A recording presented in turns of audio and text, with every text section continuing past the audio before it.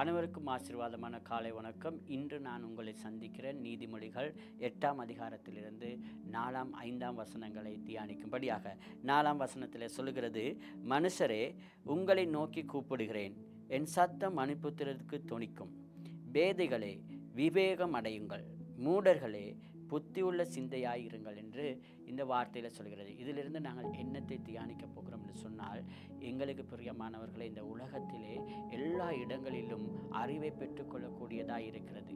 அதே போலதான் ஞானம் எல்லா இடங்களிலுமிருந்து எங்களுக்கு சத்தமிடுகிறது. அதாவது எங்களுடைய ஞானத்தை நாங்கள் கூட்டிக்கொள்ள வேண்டும், எங்களுடைய அறிவை கூட்டிக்கொள்ள வேண்டும் என்று சொன்னால், இந்த உலகத்தில் அநேக காரியங்கள் மூலமாக எங்களுடைய அறிவை கூட்டிக்கொள்ளலாம்.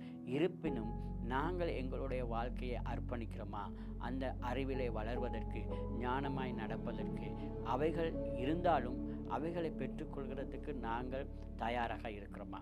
எங்களுடைய வாழ்க்கையை சிந்திப்போம். அதே போல தான் 5வது வசனத்தில் சொல்லுகிறது இப்படியாக, பேதைகளை விவேகம் அடையுங்கள்.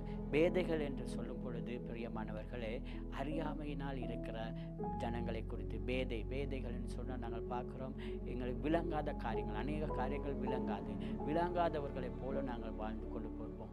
இந்த பேதைகளை பார்த்து சொல்லுகிறார், விவேகம் அடையுங்கள், அதாவது தெளிவாகுங்கள் என்று சொல்லப்படுகிறது. தெளிவு என்று சொல்லும் பொழுது எங்களுக்கு எப்படி தெளிவு வரும் என்று சொன்னால், ஞானம் எங்களுக்கு இருக்கும் பொழுது, அறிவு எங்களுக்கு வரும் பொழுதுதான் நாங்கள் அறியாமையிலிருந்து தெளிவை அடைகிறவர்களாய் இருக்கிறோம். அதே போல மூடர்களே புத்தி உள்ள சிந்தையுள்ளவர்களாய் இருங்கள் என்று சொல்கிறேன். புத்தி இல்லாதவனை தான் நாங்கள் சொல்வோம் மூடர்கள் என்று. புத்தி எப்படியாக வரும்? அறிவுகளை பெற்றுக்கொள்வதன் மூலமாக. அந்த அறிவுகளை நாங்கள் தேடுவதற்கு எங்களுடைய வாழ்க்கையை அர்ப்பணிப்போம். அதே போல புத்தி உள்ளவர்களாய் நடந்து ஞானமுள்ளவர்களாய் மற்றவர்களுக்கு சாட்சியாய் நடப்போம். கர்த்தர் உங்களை ஆசீர்வதிப்பாராக. ஆமென்.